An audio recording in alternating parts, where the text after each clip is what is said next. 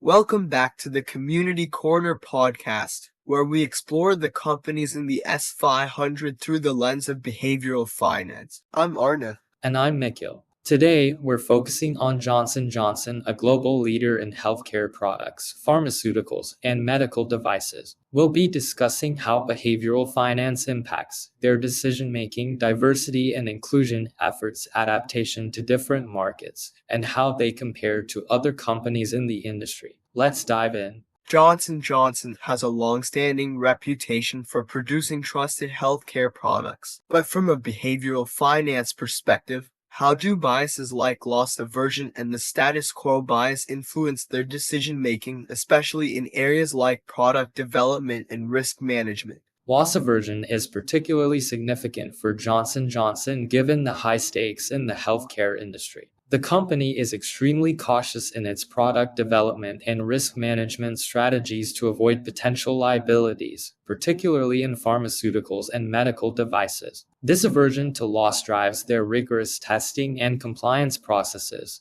which can sometimes slow down innovation but ensures safety and reliability, key factors in maintaining their strong brand reputation. The status quo bias also plays a role, as Johnson & Johnson tends to focus on incremental improvements to existing products rather than pursuing entirely new, unproven technologies. This bias towards maintaining what works has helped them build trust with consumers but can also make them slower to adapt to disruptive innovation. And this cautious approach has helped Johnson & Johnson maintain its leadership position in the healthcare industry, making it a reliable investment for those seeking stability in a sector that can be fraught with risk. Exactly. Johnson & Johnson's commitment to safety and reliability appeals to investors who value consistency and long-term growth. However, this conservative approach may also limit their ability to quickly capitalize on emerging trends or disruptive innovations, which could be a potential risk in the rapidly evolving healthcare landscape. Let's talk about diversity, equity, and inclusion at Johnson & Johnson.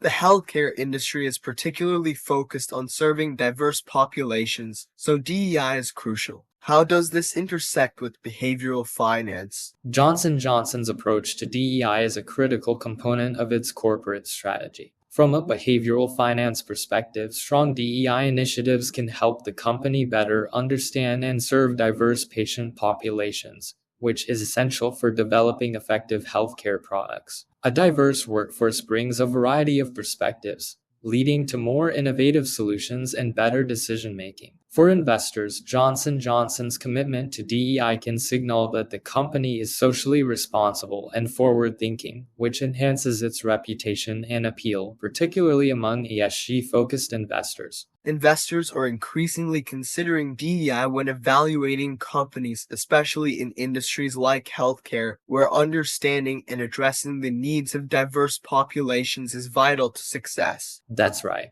By embedding DEI into their corporate culture, Johnson & Johnson not only enhances its ability to serve a broad customer base but also strengthens its market position and attractiveness to socially conscious investors. Moving on to global markets, Johnson & Johnson operates in over 60 countries, offering a wide range of healthcare products. How does the company adapt to different markets, and what role does behavioral finance play in this? Johnson & Johnson's global strategy involves adapting its products and services to meet the specific needs and regulatory requirements of different markets. From a behavioral finance perspective, this adaptability is essential for managing the risks associated with international operations. The company's ability to tailor its offerings to local preferences and regulatory landscapes allows it to effectively compete in diverse markets while maintaining a consistent global brand. However, this requires a deep understanding of local healthcare systems and the ability to respond to changing market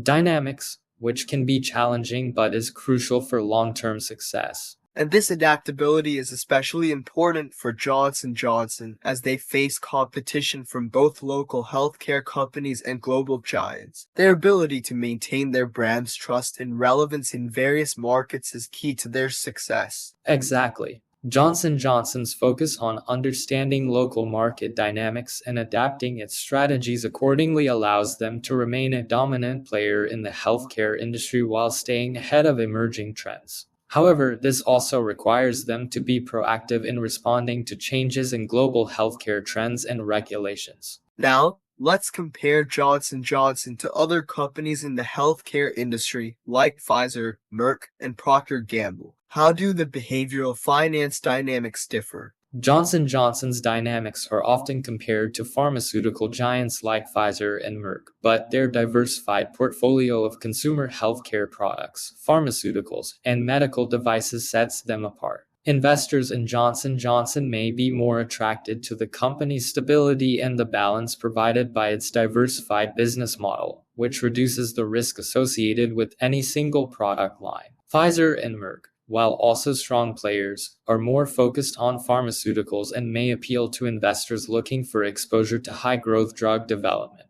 Procter & Gamble, which shares some overlap in consumer healthcare products, appeals to investors who are interested in a broader range of consumer goods. Johnson & Johnson's behavioral finance dynamics are shaped by its reputation for reliability and its commitment to safety and innovation within a stable framework. And unlike Pfizer and Merck, which are more focused on pharmaceuticals, Johnson & Johnson's diversified approach offers a different risk profile, appealing to investors who value a more balanced exposure to the healthcare industry. Absolutely. Each of these companies has its own behavioral finance dynamics that influence how investors perceive their value and potential risks. For Johnson & Johnson, the focus on safety, innovation, and a diversified portfolio provides a unique value proposition in the healthcare industry. To sum up, Johnson & Johnson's approach to business is deeply influenced by behavioral finance principles, whether it's through their risk management strategies, global market adaptations, or their approach to DEI. But like all companies, they are still subject to the biases and perceptions that can influence investor behavior. That's right.